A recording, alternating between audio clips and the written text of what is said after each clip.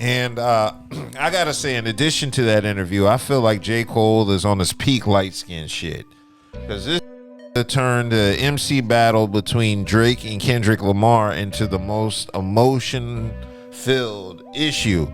As he's describing the battle, he's describing all these emotions. Cole did this interview with Nadeska of Apple Music, and here we stand post the Kendrick and Drake feud and everything that came of that, with Cole saying probably what you expected him to say. He told Nadeska, yo, I just didn't feel that in my spirit.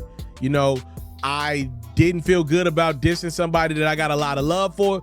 Cole even admitted in his interview that his lady, his queen, his wifey, was crying when he told her that he was going to walk back that diss record and apologize to Kendrick on stage. And I'm just curious to know, why is your wife crying over an MC battle, man? Because she knows K Dot's wife.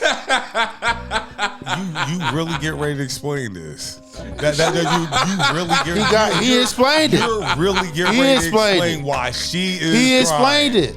He explained it. MC battle. He explained it.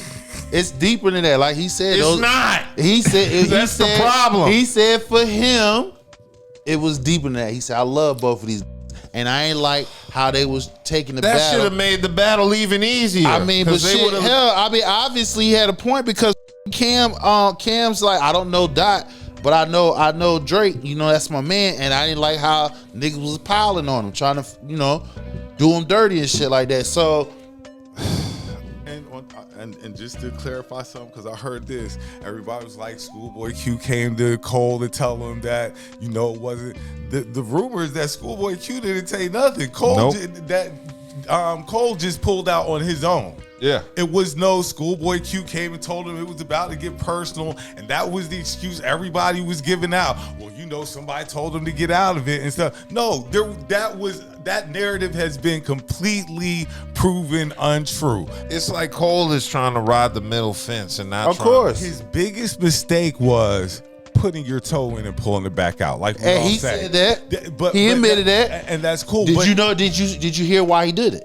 Why? Because based off what we were saying was, if you didn't respond in any type of way, anything that you put out, not gonna look at you and your music a certain way now. He's right. And he said that. So that's the reason why he put the 7 minute, he dropped the 7 minute, so then he like, all right, I did something, but I took it back. And he should have just left it out. And he admitted that. This is the first beef we seen him telling, yo, Doe, let me out the car. Right. With J. Cole, right? I love how you put that. I didn't even think about it like that. I never thought about it like that. Go ahead, I'm sorry. That's a fact. That's a fact. Yo, you on your own with this shootout. Right. Cool. He should have left the 7 minute drill up. You're right.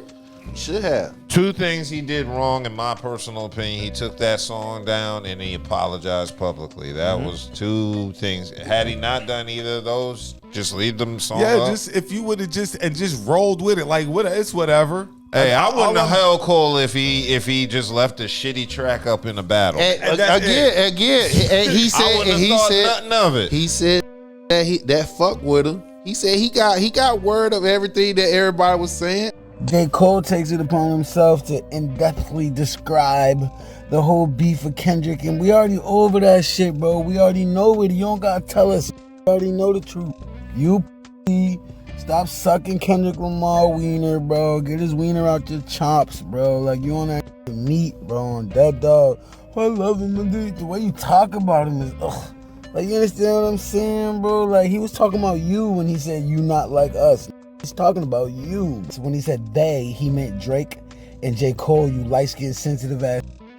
Y'all not from the trenches. Y'all ain't from the gutter, the mud, where crack babies and shit like that. Y'all ain't from that. Now, in addition to the interview with Cam, there was a second interview Cole dropped on Friday with Carmelo Anthony on his 7 p.m. in Brooklyn. So Cole's on the talk show circuit. Yeah, he's promoting his album. Yeah. My apology came before it took that turn. Let's remember that. Right. Like, and there's also the conspiracies or the theories that, like, you know, people gave you the heads up. I don't know how true it is, but like, it's not true. It's a straight lies. Like, I wish we could do a whole season of 7 p.m. in Brooklyn and just go debunk every J. Cole every lie that was every lie.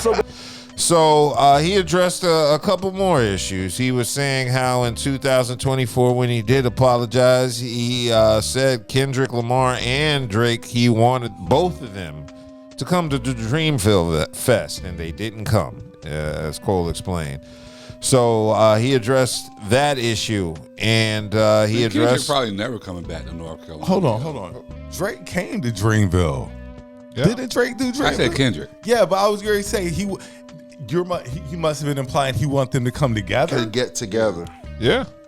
He said he's trying to get both of them on the album. He said K-Dot he had 2 tracks with K-Dot on a fall off. Yeah. He had 2 tracks with him. Cole said his original plan was to apologize to Kendrick on stage at Dreamville Fest. So he wanted to fly out and witness his apology in person. Boy, I'm so glad that wanted didn't him to take show place. up like Jamie Foxx at that goddamn battle. Like, I'm so glad that didn't take place, because do you know how you would have looked for real if you would have flown him out there? He was at peace with it. He's like, this is my brother. If that's your dog, if that's your man, you feel what I'm saying?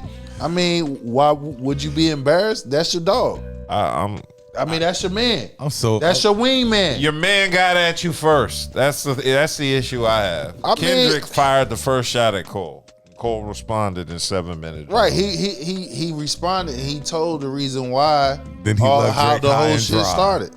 Then he left Drake high and dry. And yes, he was trying to get But he said he just got off. He said when that shit started, him and Drake just got finished doing the tour together. So I do hope that Iceman goes crazy. I just hope that shit. Yeah, you got crazy. to. I hope that album just goes crazy. Well, why? Drake needs why? For one, I don't think that Drake is over. I don't think he's over, and I just think that now is even people are. And it was just like the fall off. People were really anticipating the fall off, just waiting for it to drop. And now with Iceman, you have the same build up for it. People are anticipating it because now we want to see Drake. What are you going to do? Cole did speak on the fall off and whether he's considering retiring. I made this album so that if it was my last, I'm cool, and I am. I'm cool. If that's my last album, I'm cool. You know what I mean? If I get inspired in a year, 2 years, 5 years, 10 years to do another album, I'm not gonna fight. I'm not gonna fight the feeling. Right. But this album is what I intended it to be, which is like, yo, I did what I said. That he made this album. That if it's going to be his last album, he said that's fine. He made this album kind of like a retirement album. He said if he never makes another album, he's cool. He's doing the hokey pokey because within that conversation, he was like, for me, he's like, he said for everything to happen the way it happened, he glad it did, because at that time, if he dropped the album then, the energy that he had then wouldn't have bode well. If he is done, it's Cole top 10. No. You know what my issue with Cole is? Throughout this whole podcast run, this has been straddling the fence, trying not to pick a side on anything. Look at the retirement. I'm retired in case, but I might be back. But I fall in love with it though. That's the reason why I might be. I don't know. I like Kendrick and Drake. They're both my brothers. I can't pick a side. I can't say nothing like. I mean, can we be mad at him for doing that? Hov has drug us along like that for how long? No. Hov retired, came back. Oh no, I'm talking about the retire, come back thing. Like Hov every rapper does that. Yeah, S&P did that. Lots of. Once you reach that ain't the issue. Yeah, them niggas reach a certain pinnacle. You can stop and come back whenever the fuck you want to. I'm not mad. It just seems like Cole he just rides the middle. He's too scared to pick a side. I mean, if it was my guys, like my guy here and my guy there, what you expect? I'm going to. You gonna play the middle? You gonna play the middle? I'm not going to get. And he admit that. He said the people want. He said this is like politics. It's like you have to pick a side. He said I'm not picking a side. No. These are my brothers. Yeah. He said I love them niggas. So I can respect that. So I can respect that. I ain't got no problem with. Now as far as everything else, all right, it can be subject for discussion. But he initially picked Drake's side. He initially picked Drake's side. That's why the diss was to Kendrick. They half black. That's why the diss was to Kendrick. He initially picked Drake's side. Then he centered himself. Exactly. I'm just calling it what it is. I mean, again, he knew I'm not. Kendrick was gonna whoop Drake's ass. That's why he. I mean, again, he said K-Dot is the better MC. He admit that. Yeah. So all you Cole fans, he admit that K-Dot is a better MC. See, another part that bothered me about Cole is when he talked about being the best MC, and then he started name dropping Black Thought and Lupe and all that shit. It's just like, bruh. It's humility. That's all. First of all, he's super. He already thinks he's the best rapper in the world. You have when you have fans like that, I'm sorry, yes, you're humble and that's what speaks. But in your mind, you're like, they got weapon circles around everybody.